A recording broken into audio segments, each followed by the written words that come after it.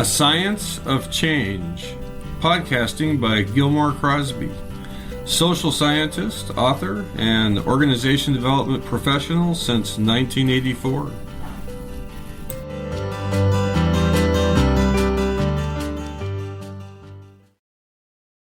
All right, so welcome viewers or listeners. This is Gil Crosby once again, and in case this becomes a podcast, I'm not even sure I'm going to podcast it, but I'm just taking this opportunity to pick the brain of my 96-year-old father, Robert P. Crosby, about early T group methodology that he experienced, his first being in 1953 at Boston University. So I'm just trying to confirm and understand the structure and the interventions as much as possible. So, hi, Dad. Hi. Lovely to be with you here in 2024. 2024. Wow. So that's 71 years after your first T group. Oh, my goodness. Yes, a lifetime. For many people, more than a... Yep. So it's certainly a blessing that you can still have these conversations. To be alive, I'll tell you, I didn't quite expect it. Yeah. I'm getting used to it. You are? Yeah. Is it pretty hard? Getting used to you still being alive? Yeah. No. I think I might be getting more attached as time goes by. So wow. I'm hoping this continues, surprisingly, into the future. But anyway, so look, one thing we can draw from to help stimulate your own memory is this fine book from 1964, so 11 years after your first T group, T group theory and laboratory method, Bradford and Benne and Jack Gibb, whom I imagine you ran into.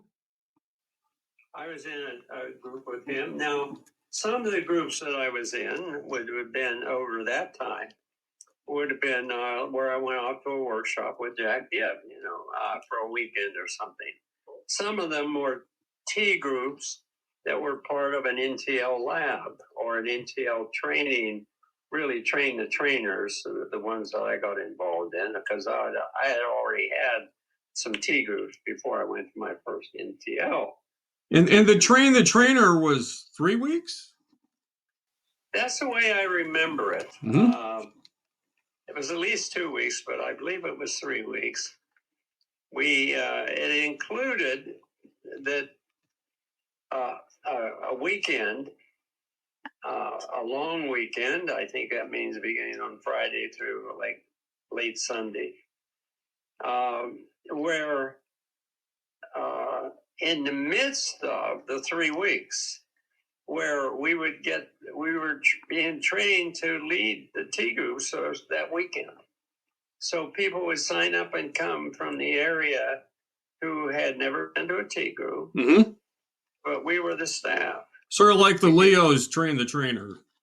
Yeah, I modeled the Leos train the trainer after that train the trainer. Mm-hmm. That's right. Well, I'm interested in the style of the different leaders you had. Certainly, like in terms of how active and passive they were. I'm interested in. Well, we could start there. Like, just starting with, was it Holcomb? Walter Holcomb. Was he as active as you are? He was quite active, and part of the reason why I have a little trouble, I'm recalling something now, a little trouble recalling, is, first of all, it was, 70, how many years ago? 53, I had my first, I can't even count that high, my first T group. In 54, I had my second, mm-hmm. both of them with Walter Holcomb.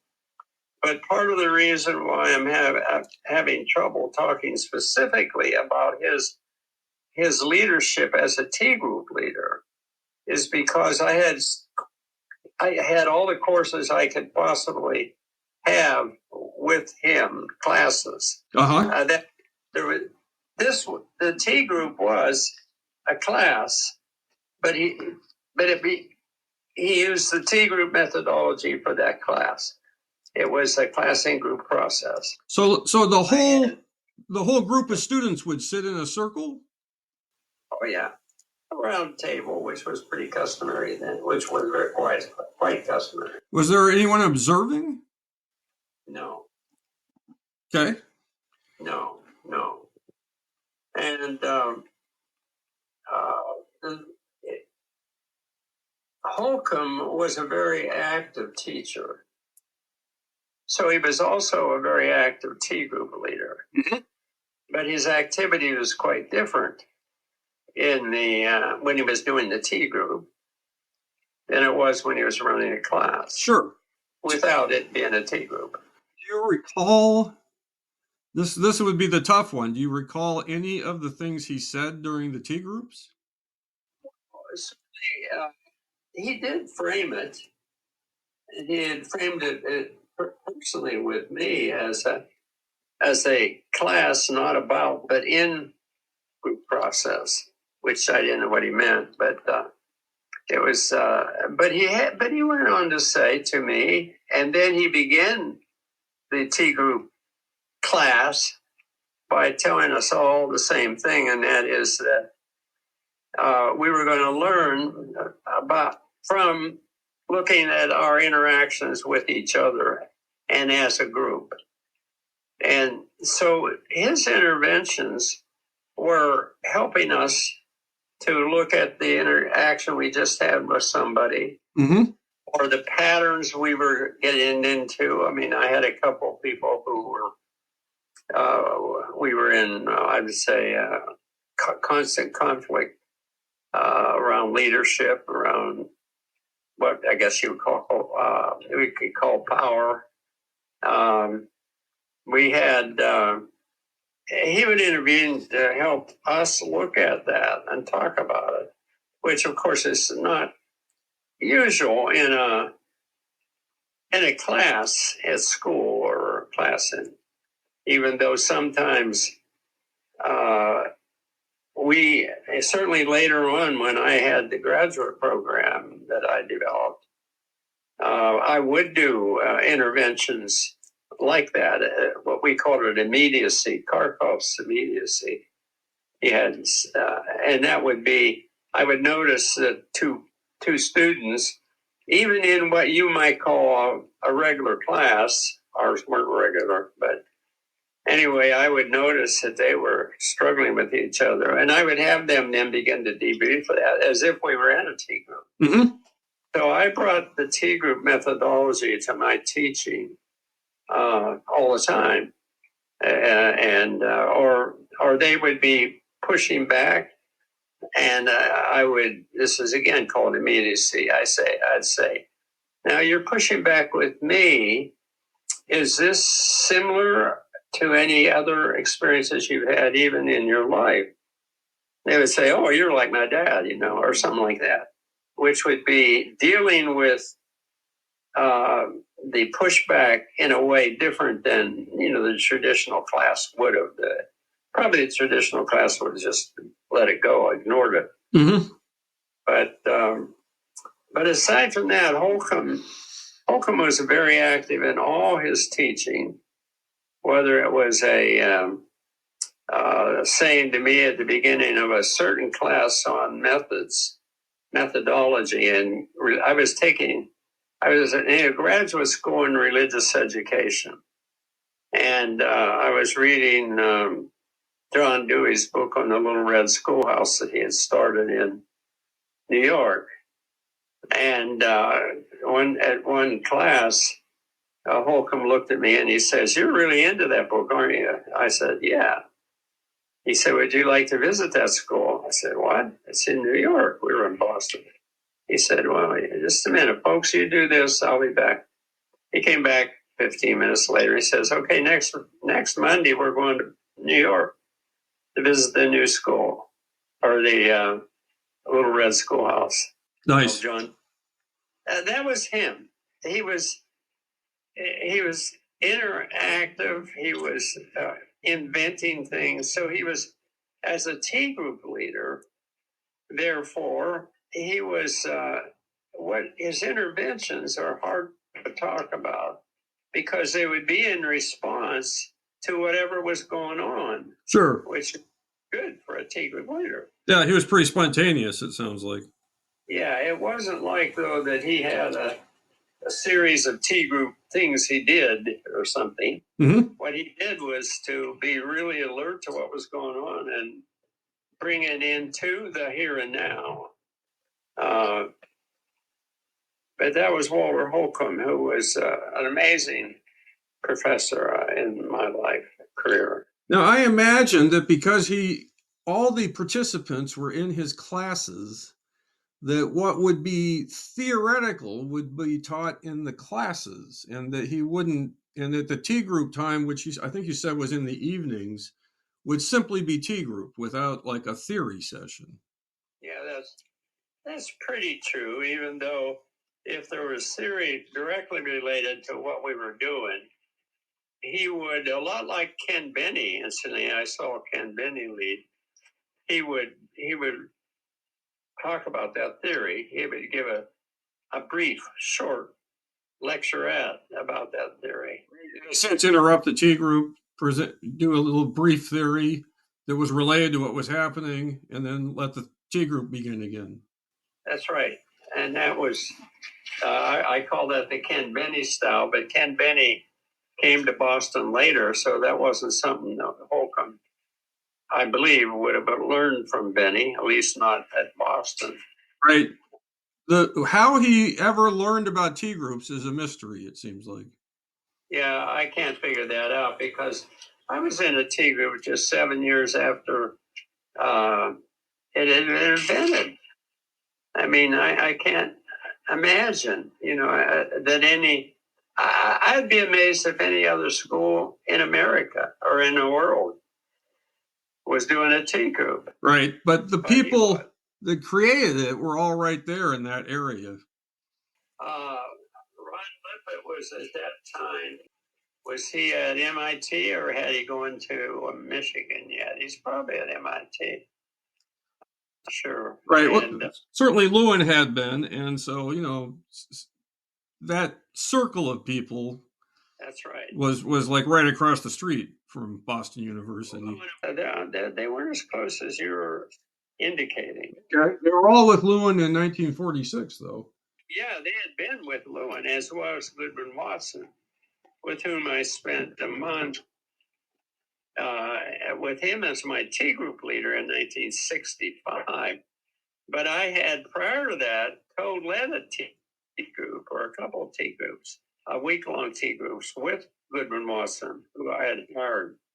I was in a position in the national staff of the Methodist Church where I was in charge of this kind of work, and as well as outdoor education camping. But I was in charge of tea group and laboratory learning, and I had a handsome budget, and I would hire people like Goodwin Watson to co-train with me.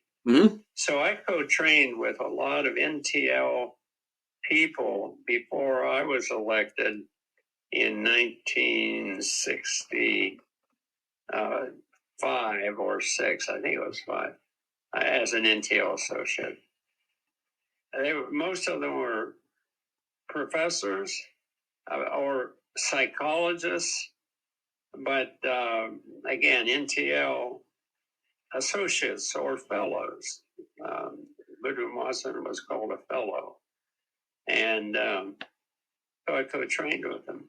Yeah, so your book is 1957. You were at the NTL workshop in Green Lake. That's right. Wisconsin. As a participant. Right, and there you had Lippitt and Bradford and Benne. Well, and the way I'm remembering, it's hard to remember the exact years, but it was then the next year I came back for the Train the Trainers in 58, as I recall. Uh-huh. And that's where we were able to sit in and watch those three guys who were really close to Kurt Lewin. How would you describe Lippitt's T group leadership? Well, Lippitt was certainly there. One thing I like to talk about, but it was something he did a little bit, was he had a baseball cap there, and he would engage as a participant. But then when he had a T group intervention, he would put on the baseball cap. Okay. So it's sort of, you could tell that this is now not just him as a participant, but him as the T group leader, you know. Uh-huh. And of course, Benne was very active. By the time the T group was over, that he was leading, that we watched, he would have newsprint all over the walls with little lecturettes and things. Right in the middle of the T group, he would jump up and be writing theory and little lecturettes to try to help people understand what was going on. Lee Bradford was less active. More analytic. Yeah. Or at least quieter. Quieter. Whether it was more amiable or more analytic or both, I don't know. At least in my brief experiences of him leading a group. Of the theories, the little lecturettes, do you recall any of the substance? Well, no, I really don't, excepting it's got to be the substance that's familiar to us in T groups. Whatever was being said then, I mean, for instance, one of the most used books then was one by, I wish I would have looked it up here to be accurate, but it was by John Dewey on the process of group thinking. That wasn't the name of it, but it was definitely titled Group Thinking or something like that, Group Process. But it was by John Dewey, see? So John Dewey also was, of course, with his educational philosophy and everything, very much into people paying attention to each other in the classroom, not just having lectures. Yeah, and I think Bradford and Benne were both students of his. Of Dewey? Yeah. I mean, I could be wrong about that, but I think that's what it says in Morrow's book about Lewin. What? Lewin? Yeah. It says that they were students of John Dewey. Yeah. Yeah, I didn't know that. So, okay, so in as you know, in our T group process, we rely heavily on Wallen. And Wallen's writing and theory wouldn't have been part of that 1958 experience. No. We rely heavily on the knowledge about emotional intelligence that comes from Goleman, that comes from your physician, Singler, and his colleague, May. Was that the colleague's name? That's all right. We rely heavily on sponsor agent target. We rely heavily on Friedman and Bowen. Well, I'm just wondering what the theories were, that's all, because they had to be. It was even 1958, as Chris just responded to you. Tannenbaum and Schmidt first published in 1958 their decision styles. Yeah, so it had to be just other stuff. So apparently Dewey's writing was part of it. But I'm curious about that. And this doggone T group theory and laboratory method book from 1964, they didn't in any way document what theories they taught that I can find. I loaned it to somebody and they had read it right today. Wasn't me, it turns out. It was not new information for me, so it had to be stuff that I picked up in those first 10 years. the whole thing about authority, about how the decision was being made. I know that was a part of it. I'm just quite sure. They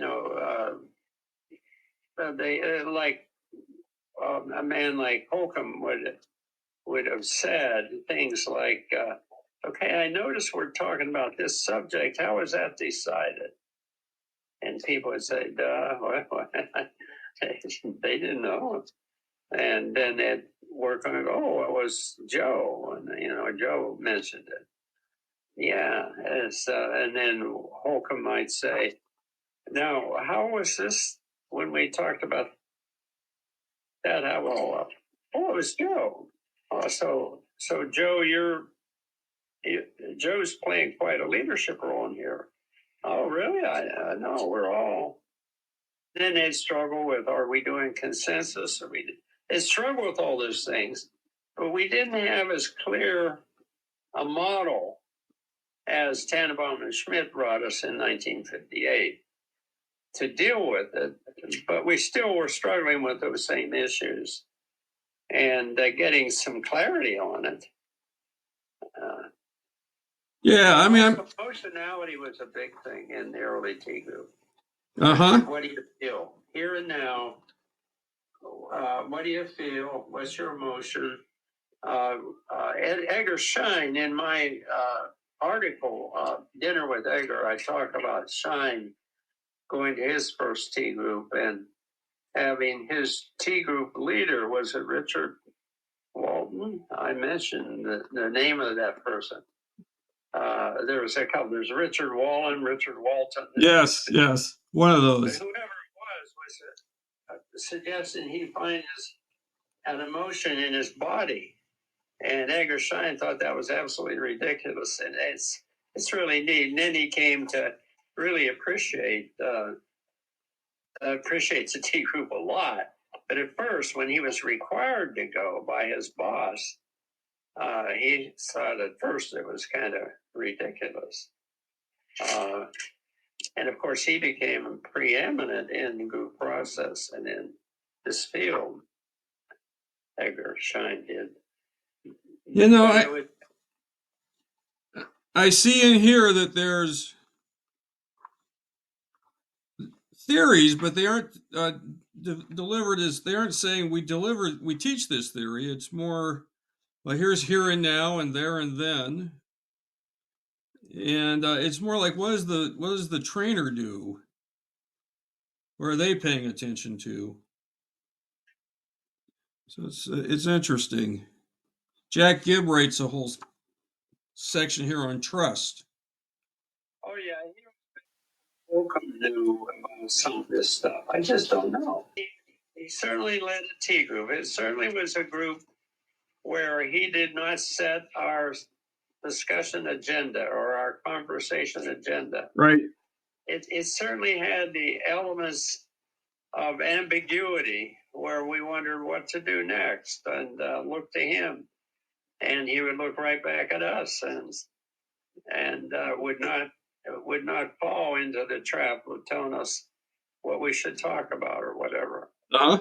Accepting to guide us into looking at that moment, looking at our puzzlement and what we expected of a leader and who was a leader and what it was like to have a sense of being leaderless, even though there he was. Obviously, we weren't leaderless. He was a professor. He gave grades, And yet people may have felt or believed that there was a leaderless moment. Well, they would talk that way. Right. But it wasn't. I mean, they still do. I know. As if there isn't a leader. And there is. He's just leading in a different way. Right, or any structure. Yeah, with a different kind of structure that folks expect when they go to graduate school or college or whatever. Here's something called interdependence personal relations, and there's flight and there's fight. which also, neurobiology we've woven into this, but clearly those, just that way of thinking, fight and flight, wasn't new. No. Beyond life carrying dependency. Uh-huh. And I'm sure I would believe that's where I began to learn about that, Yeah, these are group stages. Well, this is by Benne, and it's about patterns and vicissitudes in T-group development, really stages of group development. Who I saw, I just came upon another publication of his, and it was from Boston University. The president of Cincinnati when I wrote a piece. Oh gosh, what was the title that it was published by NTL, and anyway, he said to me personally, we were on the phone. He said, "I want you to write a book about the T group." So for some reason, he thought that what I was learning was worthy of being written about. Well, at that time, it was like, what would I write? But, and it was a real honor to have him suggest it. But well, here he's saying, okay, start with dependence and flight, and then who knows how long it takes, but then there's counterdependence and fight. Interesting stuff. A lot of theory in here. It's not clear to me what was taught, but that's all right. What? It's not clear to me what was taught to the participants. See, it's clear to me that 1953-54, I was learning this stuff in spades. Mm-hmm. Now, how exactly? So a lot of it was being taught, but I don't know what and exactly. But certainly, when this book came out, it was not a surprise book. Sure. Not. In fact, it was a delight. It became one of the two textbooks at the 1965 train the trainer, really train the OD consultant. But it began with a month. It was a month of T group training. I had Goodwin Watson, and this book that you have in your hands, plus Edgar Schein, and I'm trying to think who he wrote his with on group process was the other book. Yeah, process consulting. No. This was way before that. Okay. It was a book on group, or I just said it, group process, or some name like that, rather than, he hadn't written yet, process consulting. I'm quite sure of that. Here they are talking about, feedback and like describing behavior. So this is before Wallen, and they were already talking about, I noticed you frowned. It had this impact on me. It was an evolution. But clearly, the dependence and counterdependence issues began right from the get-go. Because we dealt with them with Walter Holcomb. Well, that's so much the essence. The essence of the T group is so much caught up in dealing with those kind of issues that I would believe that Kurt Lewin was the one who was very aware of that, and his interventions would have included that. Sure, although, so I mean, he when they first were getting feedback from participants in that Connecticut workshop, he immediately was asking for feedback to him and to the staff. Mm-hmm. And then the participants wrote about what a big moment that was when the faculty was willing to accept feedback. Mm-hmm. It loosened them up to be able to give each other feedback. And I'm looking at the first week's schedule here in this 1964 edition. And one thing they did was they had people take a skills group membership inventory, they called it, before the workshop, and then take it again at the end of the workshop. years later, the NTL, National Council training at Green Lake, Wisconsin, I had a questionnaire for everybody that registered, which would help them identify which of about 4 labs they wanted to be in, whether it was the conflict one or the consulting one or a more general one, or I can't remember the fourth, but John Scher, for instance, signed up to come to that, and that's where when he took the questionnaire, which I had developed, he realized he wanted to be in the conflict lab. But that's a different thing than what you're talking about. Yeah. They attempted the before and after measure, subjective by the participants. Mm-hmm. I'm not finding it right now. If I may catch it later in this conversation, but just the schedule itself. Well, the reason I remembered that is because it says it opened with a data collection on Sunday afternoon, and then they had their first T group for an hour and a half. Where is this? This is in the 1964 T group theory. This is what I was just showing you. Over the T group theory and laboratory method. Yeah, and so the structure of this particular workshop, which they only designed right before the workshop. Oh, before that, okay, yeah, but it wasn't common practice. They talk about the design process and how every workshop is designed differently. Well, there's certain design elements that are different, but no, that's too broad of a statement. Okay, well, that's fine. I'm not saying I'm just telling you what I'm reading in here. Yeah. As a matter of fact, then they had a second week, and they didn't design it until that weekend in between. Now, that doesn't mean they didn't have things in mind, of course, but they sketched out the design, and they talk about how they were disagreeing with each other about what should happen and so on. Mm-hmm. Well, that makes sense. But they never questioned whether they would have T groups or things. Yeah, right. No, it wasn't going to be a T group workshop. They just questioned how much T group time, how much theory time, how much skill practice time. Skill exercise, yeah. See, that was with us from the beginning. So even at Boston University, he would introduce some activities that helped us try to identify emotions or whatever.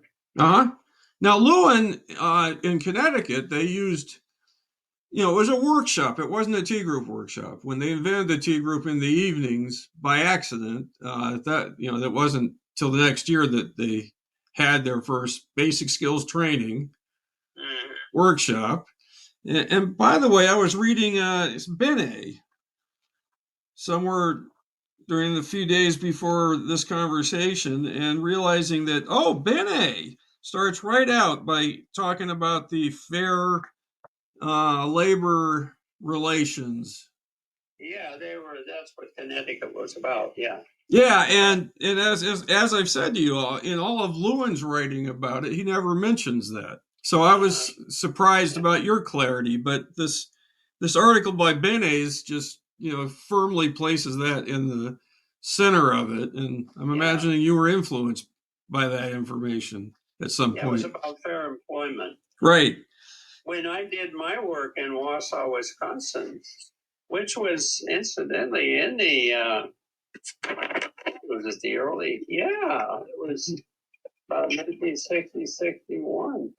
When I did that work, and I was the president of the Ministerial Association and spoke at the annual Feel Good meeting with the 3 clubs, Kiwanis, Lions, and whatever.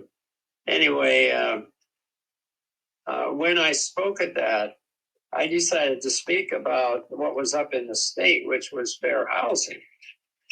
And I was inspired by the fair employment work done in Connecticut. And incidentally, I got, as you know, I got front page coverage, and I also got a lot of people mad at me because they wanted it to be a feel good, and they didn't feel good after I said that the problem here in Wausau, Wisconsin, on housing isn't a black problem; it's a white problem. Yeah, I love that. It's in the paper. Yeah, it got in the newspaper, and people in my church, some of them were really upset about it, that I was talking about political issues and social issues instead of the Bible or something like that. As if Amos and Hosea and all those, and even, all those people didn't care about social justice. Oh, gosh. Yes, or Jesus. Exactly. And that was but that was definitely inspired by what I knew about what Kurt Lewin had done in his work. Right, and actually that article's right here. It's chapter 4, The History of the Tea Group by Benne. So the Fair Employment Practices Act is how the commission was created that led to the workshop. And he's also using the language you used, basic skills training, which quickly was changed to just T for training. Yes. So in the Connecticut workshop, they used a lot of role play. Did they? Yeah, and early on, I mean, it's not role play exactly, but like even the push button exercise that you've used, I created that, is a bit of a role play. And we had to teach people to not just stay stuck in their roles when they did exercises that involved role play of some sort.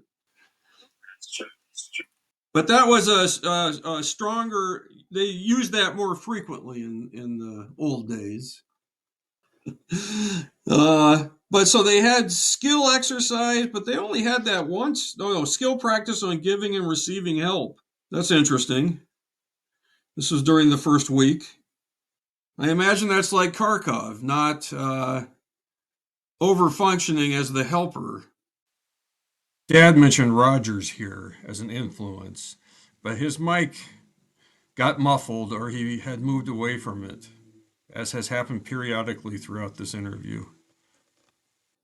And that influence certainly was possible in 1964 when they wrote this. They also had a T group tape listening, so they taped at least some of the T group time and then listened back to it with the whole group. Be amazed. They'd say, "Did I say that?" And, yeah, it was really great. And well, it's like the helping skills methodology where we're videoing, and it's eye-opening to see what you actually did. Yeah, okay. And then, but they often had hour-and-a-half T groups. Now that's different than what we do. Dad's response was inaudible here. We have periods of time that are an hour and a half that are T group, but the T groups are 10 minutes, and then there's a 5-minute debrief, and then another 10 minutes, and they didn't have the outside partners, and sometimes we have, usually like Wednesday morning, it's a check-in that's really a T group for an hour easily, if there's useful stuff happening. And sometimes a closing session that's a total group, T group. But the structure here was, when there was T group, it was an hour or even 2 hours. John Paul is the one that really helped this all get crystallized or something, pulled together in terms of the 4 skills. And sure, but also no doubt that we were learning these things, but not as in an ordered way as John Mullen helped us do. Yeah. Well, also having the outside observers. Oh, that was profound. Yeah, and that's not necessarily Wallen, even though it's what. It's not Wallen. It was really the people who figured that out were in our graduate program, Ron Short and John Scherrer. And then I liked it. I liked it a lot, and I adapted it to organizations immediately. And it really worked in organizations, whereas trying to start a T group in a major organization without that structure had not worked for many people. I hadn't tried to do that actually myself. I didn't think it would work. Well, it didn't. But then I wasn't afraid to try it with the inside-outside group as with pairing as we developed it. But that wasn't part of my first T group. No. Sure, right. That was an evolution. Now, when I went to a train-the-trainer with Warren Schmidt and Ron Lippitt in about 1962, yeah, that fits. I don't often mention this because I don't always remember that I did it. But I did do it for a week. We were in small groups, and we would observe other groups. So we would go over and each have a person that we looked at and look at the group. But it wasn't as sharp as after we started to use the Wallen skills and look at that individual for that. We more were looking at the group for group process issues than we were at individuals for how they were functioning in it. Did you doing both? Did you get feedback to the group that you observed? Oh yeah. That preceded what we did at Leo's, but it was not one-on-one. It was group on group. They had something here called intergroup cooperation exercise in the second week, where groups watched the other groups. They also. When does it say that was? Well, this was the second week of this thing that was written up in 1964. So they also had in the first week 3 long sessions where people were in new groups. They called an in-group. And the new groups were formed based on putting people with similar behavior patterns together. I don't recall that. Well, you may never have experienced it. I mean, a bunch of the participants didn't like it. The thing that was fascinating about all this was that the people like all the names we've thrown out there, Ron Lippitt and others, were very engaged and very active. When I hear stories at times, how they just went silent. I mean, I don't know where this happened, but in all my experience, I certainly didn't. I didn't experience it. Yeah. So people said that Lippitt was silent, or there'd be opinions like that. And, having just run a T group last week, for some, 10 seconds of silence seemed like it was forever. If they had a different kind of silence, now let me say what I mean by that. If I started a lecture, that wasn't silence. If I said, okay, you're going to learn by how we interact and how we build this group. Let's go there. Well, that was a deadly silence. And I might even engage a lot, like Ken Benne did, but still they might say he didn't say anything. I had a lot of people say to me, well, he didn't say anything. And I was in the room and he said a lot, Mm-hmm. But it wasn't what they expected a leader to say. Right. So he didn't say anything. And especially, the T group leader guides people to look at their interaction, look at the processes. Well, professors don't do that. You go to a course on philosophy, they don't do that. They teach philosophy, So if they start engaging with people in the classroom around, well, talk with your student who's seated beside you about what's going on for you in this group. in this learning. Well, later people might say, "Oh, the professor didn't say much." And I mean, it's just if the professor doesn't say, or the leader now, the T group leader, what they expect the T group leader or a leader to do. If they don't do what they expect a leader to do, then they think they haven't said much. That's my line. That's it. I agree with you. Wow, I must have it right. Hey, I'm noticing here that also in their second week, they had 15 staff at this T group workshop. Where is this in? Where is it? Where was it? I'm not sure if this was. Anyway, there was a T group workshop and 15 staff. 15 staff, yeah. Okay. Well, they used to have a T group staff, and then there was a skill practice staff. Yeah, and there was, I think, some staff that was just there to observe. But I'd have to dig deeper into this to understand what. I don't know if they clarify what all the 15 staff did. Well, I will tell you that the labs that I attended, in the schedule that you showed me earlier in the book, there were T group staff, and that was sort of more like, it wasn't said, but among those of us there in the trainer, they were the more elite staff. Sure. And then there was a whole staff that planned skill practices. Now, in the schedule that you showed me, it didn't show as many skill practices. At some NTL labs I attended, there was a skill practice every day. Right. And there was a skill practice staff.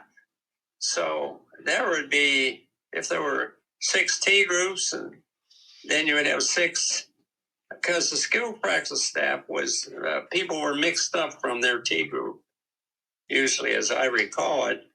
So there would be 12 of the staff right there. Yes, that makes sense. And I'm not clear from this how many participants there were in this or how many T groups. Well, that would have been different times. Sure. Participants usually, though, were early on. 15 was the standard, and they sat around tables. We'd go and sit around a table. 15 participants and the trainer, or sometimes 2 trainers. I did some of my early training, and I remember one with Robert Golombiewski of, I think, University of Georgia. Anyway, he was a powerful man. Now, there was talk about active man. I mean, he had something to say about just about everything. And I was stunned, in fact, embarrassed, because he would say to me, "What do you think?" And I was learning then about this. Well, I didn't have thoughts about everything. Or, how do you feel about that? And I didn't know how that felt. And I was one of the trainers learning in the group. But Robert Golombiewski was very powerful, very active, a T group trainer. But anyway, that's just to illustrate that we had a lot of combinations. People like me, young guys, had lots of chances to co-train. I had an unusual number of chances because I was on the national staff of the Methodist Church and had the money to hire these people, even though sometimes people hired me to work with them. But nevertheless, I hired quite a few of them to learn. Here's the where they're talking about the device that had 14 7-point scales, each describing an aspect of member behavior in a group. They had people fill it out on themselves before the workshop started, and then they had them fill it out again at the beginning in the second week. But they don't, as far as I know, the actual questions aren't in here.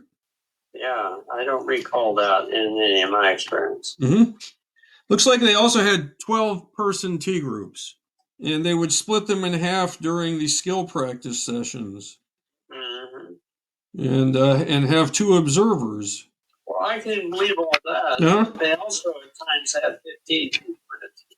No doubt. In fact, from my memory, that was a fairly standard number. 15? In my experience. Yeah, but see, what's nice about this, when I say in my experience, there just wasn't a single standard for all this. It was an evolving movement. Right. Here's the theory session Monday morning contrasted two basically different approaches to organization and management. One based on assumptions that people were inherently lazy. Okay, this sounds like theory X and theory Y, which was around by then. Yeah, that's sort of what they're describing. Now, also, this is kind of interesting. During week 2, at the end, they have 1, 2, 3 application groups. And what they mean by that is, how are people going to apply what they've learned to their work situations and to their, whatever their situation is outside of the lab. So they could be involved in social change or whatever it is. And so they would spend quite a bit of time talking about that. Looks like 5.5 hours devoted to. Yeah.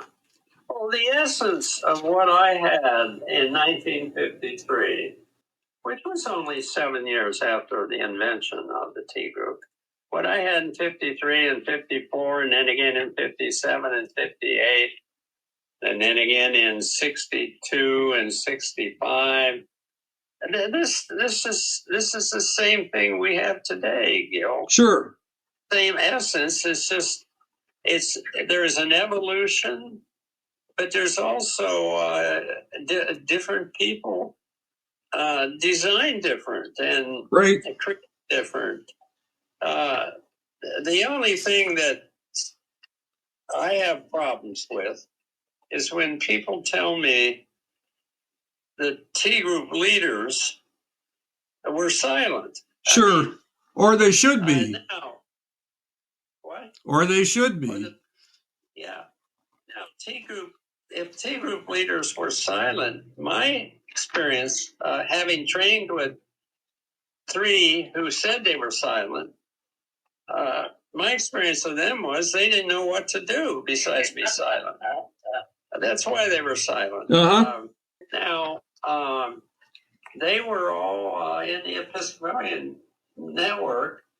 My first trainer, NTL trainer, was John Midworth. Was that his Midworth? He was the head of the Episcopalian training movement, and he wasn't silent. And then the chairman of our board at Leos, when I started Leos in 69 or 68, 69, I think. Anyway, the chairman of the board was an Episcopal bishop who was a trainer. And he was a very active human. I actually did some semi-T group work with him and a lot of his people around issues of gay priests versus non-gay priests who were having trouble with that issue here in Washington State, around Spokane area. And we led, and there was no way in which Jack Weil was silent. I mean, he was very active in that work, which was wonderful work, incidentally. And he was an amazing man, amazing chairman of my board for Leos for years. But there's all these things of, I just never met or hired a competent, and I hired competent co-trainers while I was learning in the 60s at Nashville. I never led a T group alone. I led them with somebody who was an NTL fellow or associate. I hired them. They were good. I never met one that was silent. I mean, I could have told them, stay home. I won't pay, and we'll save money. So I don't like that caricature, and I don't think it's accurate, at least in all my experience, which is pretty darn vast for the average bear that's the average 96-year-old. Yeah, I haven't heard that caricature of the early people like Lippitt and Benne and Bradford. So what I'm aware of now is that some T groups, the belief is that you lead them by just having ambiguity, at least for a while, until there's conflict that erupts, of course. If there is no structure, there's likelihood of conflict erupting. But would say no structure. There's always a structure. Sure. So you mean no obvious to the average person structure? Yeah, like the T group leader doesn't even let people know that they're the faculty, and they don't say anything for the first 90 minutes. That's really extreme. Well, I think so, but that's not an unusual practice, I don't think. Dad speaks here about current practices at NTL as he understands them. Matt Minton said that clearly the people knew who was a leader in the T group, and clearly they dealt with issues of dependency and counterdependency. He and I have just talked about that. Likewise, certainly Edgar Schein, even though he talked about, I talk about it in Dinner with Edgar. Anybody interested ought to get that article from the Organization Development Journal, because that's two eggheads, two of us. Well, we weren't just eggheads. We had a lot of fun together and everything, but we do talk about that very issue.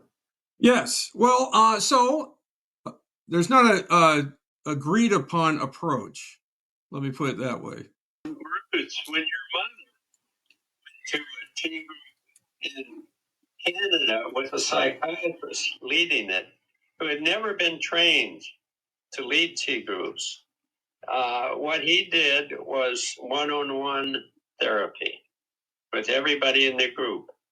There was no interaction. There was no saying to someone. In other words, he kept from being any ambiguity about leadership. It was very clear he was a leader, and the structure was very clear. He would go around one-on-one and do therapy with them. Yeah, that was the T group. That was the T group. And at the end of the week, I remember saying to Ruth, well, did they talk about group process? And she puzzled for a while. She says, well, at the end of the week, he said, if anybody's interested in group process, there's some papers on the table at the back. That was it. Yeah, that's sad even for a therapy group, which usually involves the participants talking to each other. When I went to Esalen, I write about it in my memoirs. And I had, come on, the guy that Man's Search for Himself, Rollo May, who was my hero. That book, I love that book to this day. I saw he was doing with, come on, the other great guy. But anyway, he was doing a T group or encounter group, they called it. So I decided to go. I went as an attendee, and this is long after I was, after the grad program had started. And I went down there, and they did one-on-one therapy. That's all they did. There was no interaction. There was no saying, well, Bob, she interrupted you in the middle of what you were just saying. Do you want to respond to that? There's nothing like that. There's nothing like that. And if I tried to deal with that, they would say, well, Bob, we're on something else, They would not be stopped from their one-on-one therapy. And these were two heroes of mine. What's the name of the other guy? Anyway, I write about it in the book. But Rollo May was one of them. And then I went to another. I thought, this isn't the way they run them here. I went to another one with this woman who everybody, the common language, she said, I want feelings. So they used the word feel for think all the way, the whole damn week. I mean, if if I would speak up and say, well, you said feel, but you mean think. Well, Bob, that's the same.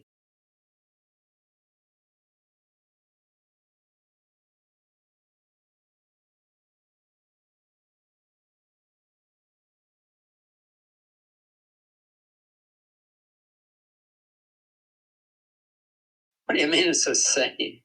There was no clarity in that encounter group either. Mm-hmm. That was an excellent.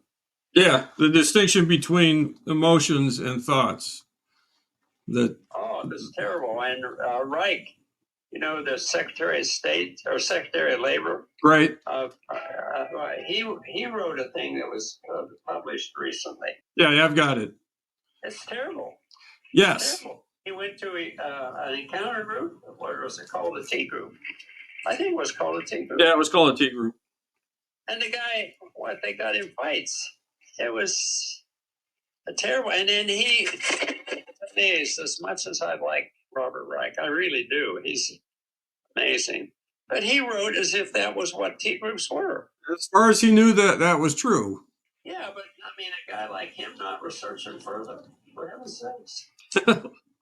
Well, anyway, yeah, and I thought you told me about a T group workshop where the T group leaders just said something like, at least I've heard this story, in life there's islands, and on some of the islands there's snakes.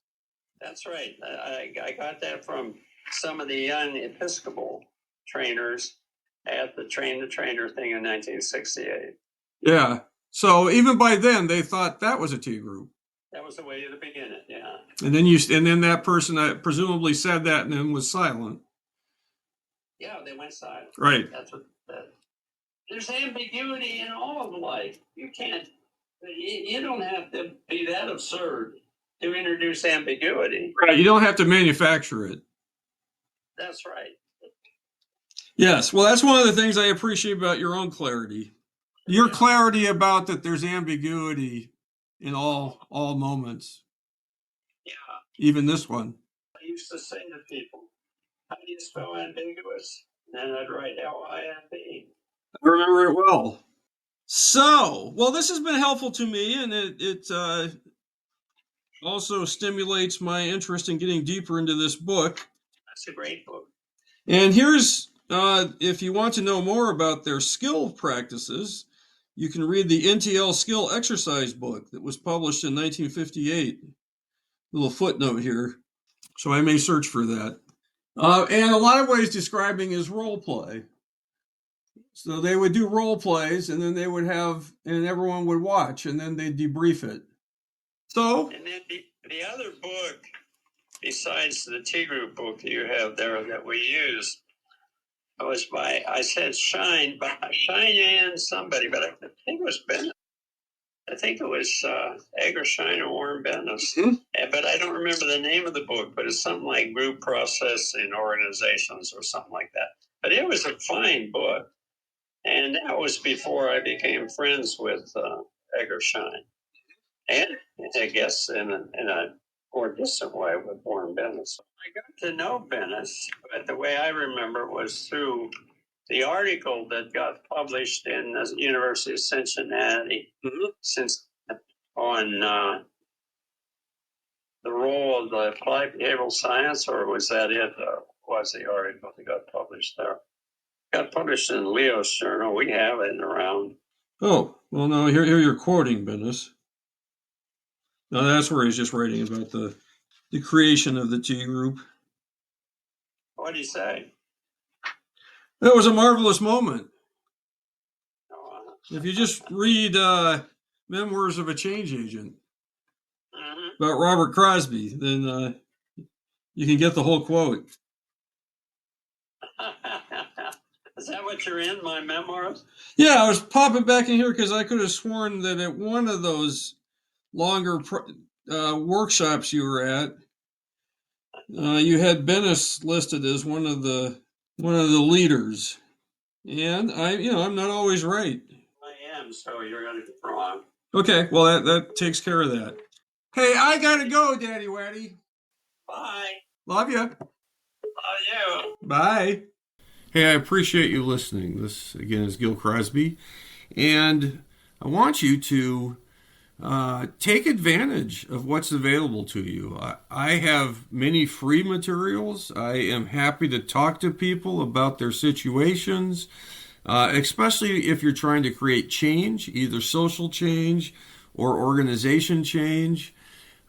We have frequent workshops that are available, T group workshops. If you have never been in a T group with us, then don't miss it in your life. It's many people have said to me, of all the trainings I've ever received, I got this one 30 years ago, and it's the only one that stuck with me. You're learning from your actual interactions with the other participants and with the faculty. The faculty are walking the same talk that they're teaching of behavioral skills. It's a training workshop. That's what the T stands for. This is done in the spirit of the creation of T groups by Kurt Lewin and his associates. It's for groups. It's for teams. That's how it was originally designed. It is a opportunity to learn about theory and put it directly into practice. Again, the original design, you learn things and then you put them into practice. It was not just all ambiguity, which is how some T groups, most are led today, where the faculty hardly says anything. That's not how this is designed. So join us for that. There's always workshops. There's the Leadership Institute of Seattle, which has certificate programs, a two-year program where you will learn from T groups and learn how to do all the organization development work that my father designed, most of it, and I continue that practice alongside my brother Chris and many other associates. So don't be a stranger. There's a lot going on. It's always changing. So be in touch, and it's on the website, crosbyod.com. I look forward to working with you in your organization or as you pursue things like reducing gun violence and decreasing racism in our society. Whatever your goals are, the social science of Kurt Lewin guides how to achieve those goals in a reliable way. And so that's what I apply and practice every day and invite you to.